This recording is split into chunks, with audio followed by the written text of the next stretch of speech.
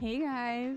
Hi, I'm Stefanie Campbell. And I'm Kelly Dugan. Whether you're buying, selling, or just curious on the ins and outs of the real estate world, you've come to the right place. What are we going to talk about on this podcast? Everything, duh. You name it, we cover it. Tune in weekly as we bring you insightful conversations with industry experts, success stories, horror stories, and definitely some laughs along the way.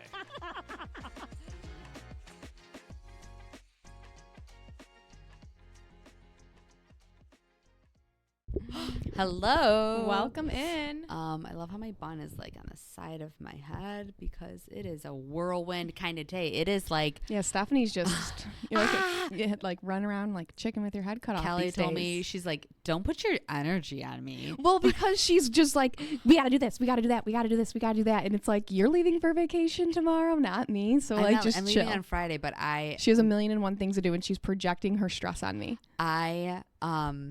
It is a hot December. What is happening? I know. I'm in a multiple offer situation on a property I've been trying to sell for 2 years. That's insane and awesome at the same time. It's insane and awesome. I'm like, something is. What do you think it is? Wait, can I tell you? And I've talked to multiple realtors. What? And they were like, it's because the election's over.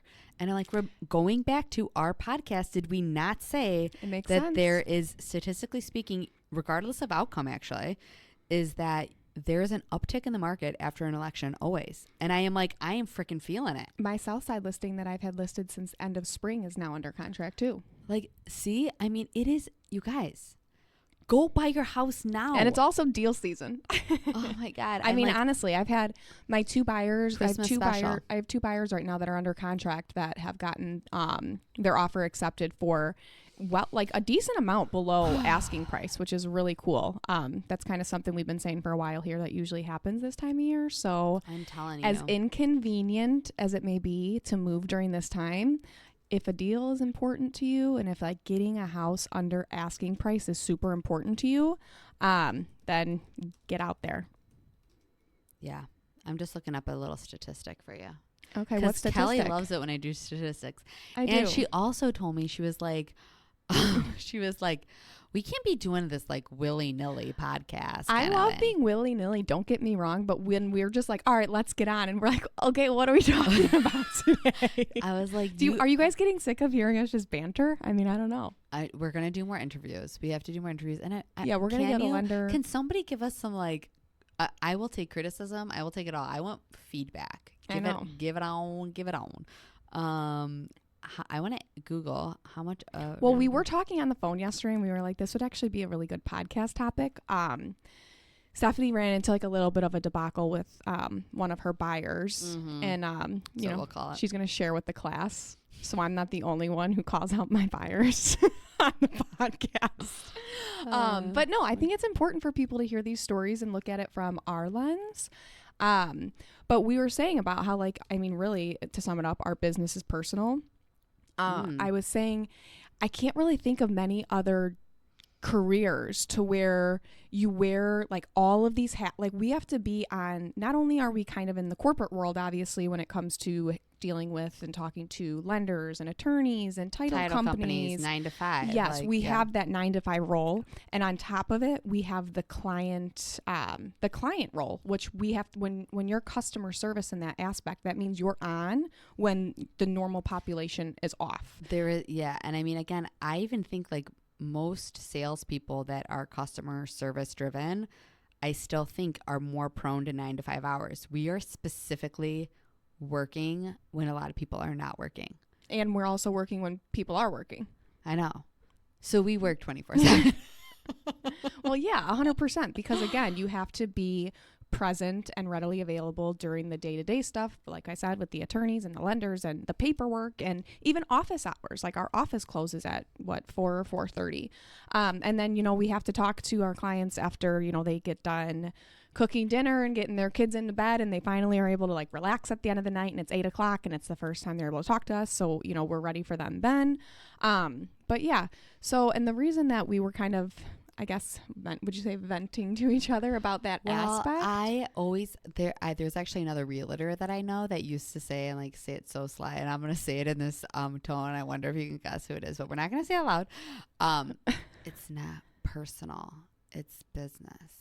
Oh, yeah. Yeah, I think I might know who says that.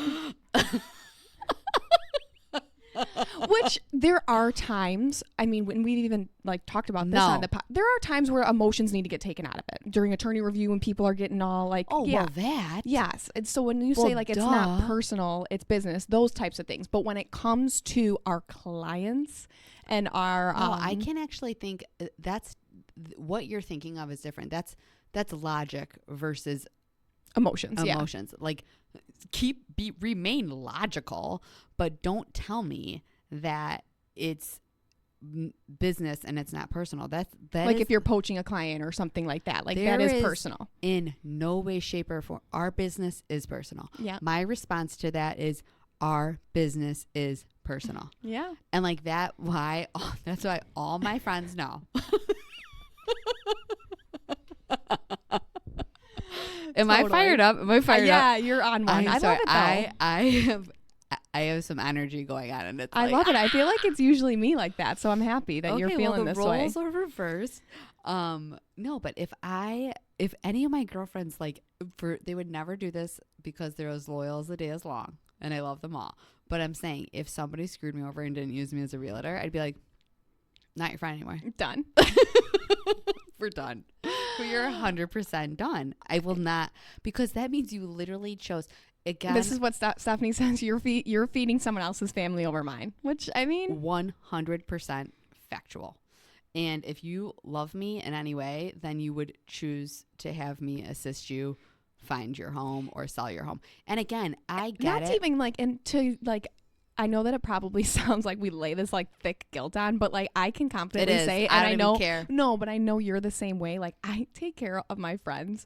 So like I get invested in it too. And like, there's no one, and I've had this conversation before, like there's no one that's really going to care as much than a friend. I mean, we're in the same group. I don't want you saying like, wow, Kelly doing that. She sucks as a realtor, but I use her. She's my friend. No, I would never.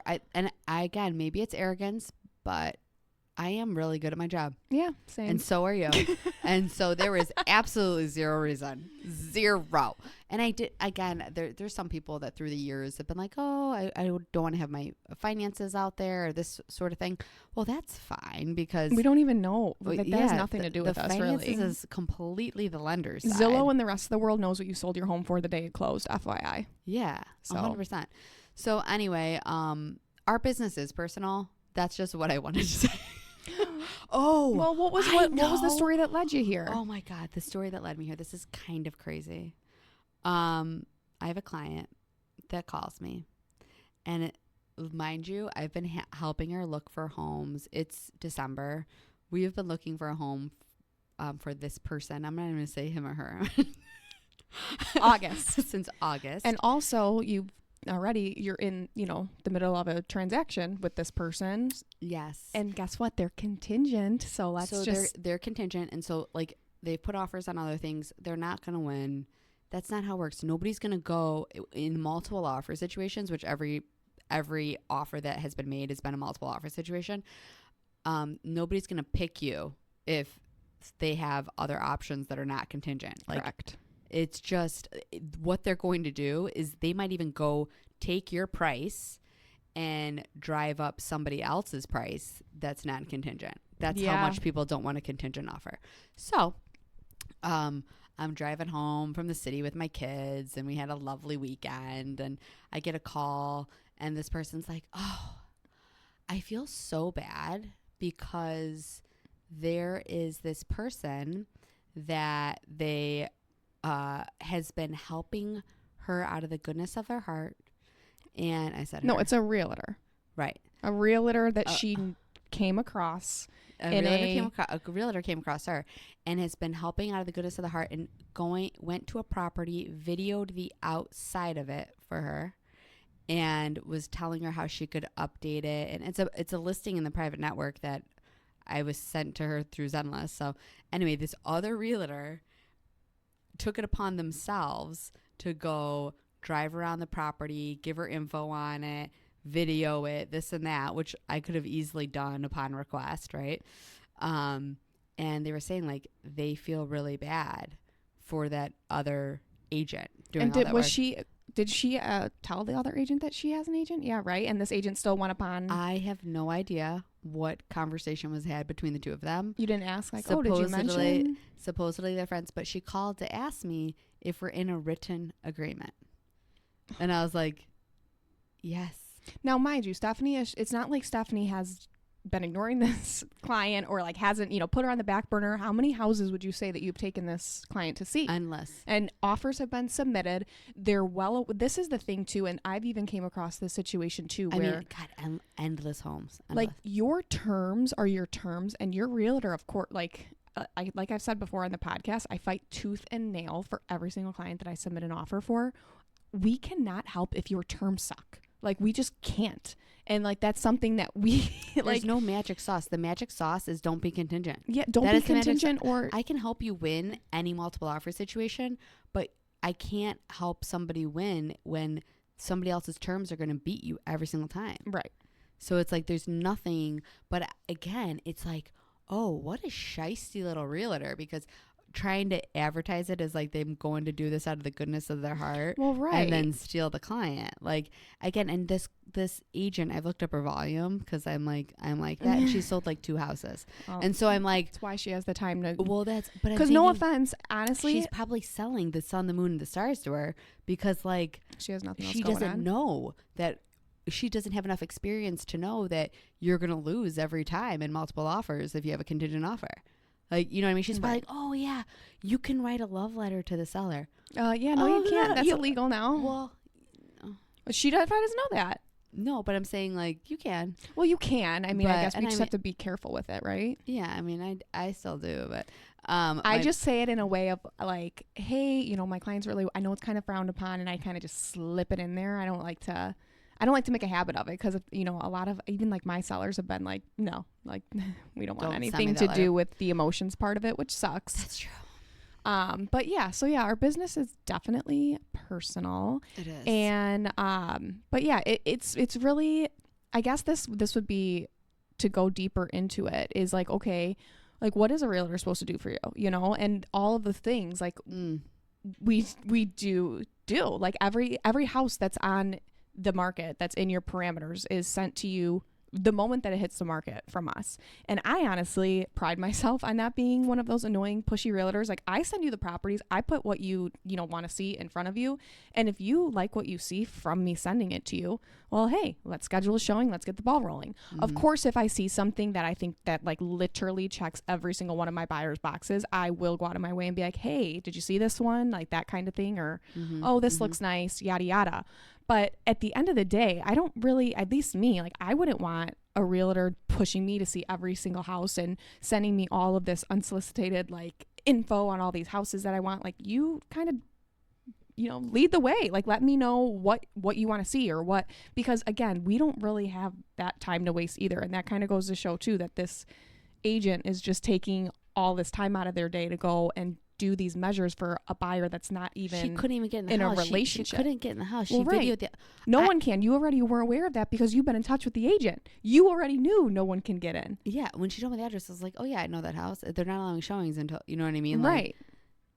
Yeah. So I know it's banana, but I mean, just the thing is like the funny thing that stung the most in that conversation was like, I'm sitting on the phone with a client that I've been working with since August, and her telling me that she feels bad for another realtor because that other realtor went to a house and was videoing the outside and this and that. I'm like, what do you want me to do with that?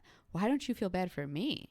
I'm like, are you kidding me? I've been helping you since August. And we went and looked at stuff and made offers on stuff. Even though I knew the odds of you winning was very, very slim, I still went to bat for you. I still showed you. I still went through all the exercises with you, even though I knew that you couldn't win. I think at the end of the day, there's always going to be clients that like, no matter how much you do, it's not enough. And I think that's with probably any profession, any job that works with clients. I think that it's a very, very common thing when you work with the public, and that's why we rely so heavily on our friends and family. Can because I say that? I meant that stat just so people understand, like, we are big sphere people, and what I mean 82% of realtors business, statistically speaking, like across the board, comes from referrals. I believe Like, that all day long. It is amazing to me the amount of people that like are further away from this industry or don't have a close experience with it, don't realize like, well, how do you guys meet your clients? I'm like, you are my client. Like, I mean, like, I am like, What about that thing I sent you on Instagram? And it was like, if you sat behind me in math class in 3rd grade and you don't use me as your realtor. That's 100% accurate. That is exactly how I feel. And that's my point is like, again, people were, again, this is like a dating thing. Like, obviously, maybe I'm not everybody's cup of tea. That's okay. I was just going to say that like, too. That's fine. And maybe you're not mine. but for the most part, like I have a lot of fun with my clients and I love like so many of them. And we become so close and like besties throughout the transaction.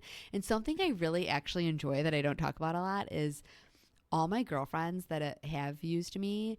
I love getting to know their husbands through the transaction too. Cause like you don't ever really have like one-on-one convos with the husbands or, you know what I mean? Like they're your girlfriends. And so it's nice to see like get to close with them as a couple. Oh, and, like, totally. Yeah. I totally agree. It's like a whole new bond for sure. And like for all those clients that are so fun and loving and like, and we have so many of those too. Like I'm so grateful. Those are the boring stories though. Yeah. Like those are like nobody wants to hear like how nice somebody was. I know. I love the like, but I mean, honestly, me and you both really do rely heavily on our sphere. 100%. I would 1000% all day long rather work with somebody who was referred to me. I don't care how long that line of chain is long. Like, cause honestly, I feel like with the randos, it never really goes as well. Right. You know? Right, 100%. Because honestly, your friend is probably like a similar personality-ish, and then their friend's probably a similar personality-ish, and then I saw something somewhere that was like, your vibe attracts your tribe. Oh, totally. And I am like, that is so true. I actually learned that when I did hair, because that's what they always said, is that like you pretty much attract like the kind of, I mean, of course, everyone's got a little cuckoos here and there, but for the most part, like, oh my God, I loved all my hair clients. And because they jive with you, they're spending time with you, they're talking with you. And real estate really is the same way. It's like, oh, I learned I feel like that I can apply so much from my past career to real estate, like with customer service wise, learning how to have like a true like conversation. Like, I mean, I had like one-on-one conversations with, I started when I was only 19. Yeah. You were a little baby butt. baby butt. Don't mind me just deleting my emails on the podcast. All right. Okay, well, I think that's enough. I think that's enough about interview next. We got to figure out who. Either a lender or we could do the water. Shout out to Tim. We haven't contacted you yet, but we're going to be contacting you from Aquatico Water Solutions to see if I told them in person once. Yeah, to see if you want to come out here and talk about water. Yeah. Because who wouldn't be excited to talk about water? Maybe even this mold solutions company. Yeah. That would be a good one. Okay. That's it. And well, then Ricky Campbell. Yeah, Ricky Campbell. He said he'll come on in January. Okay. Builder. We have lots of good ideas brewing, because I mean, I know that this podcast has turned into a little bit of a therapy session for Kelly and I, and we're gonna try to we're gonna try to bring some more value to you guys. We're gonna redirect from the therapy. Yes, exactly. All right, well, thanks for tuning into this one, guys. There are more to come. Toodaloo. Bye. Bye.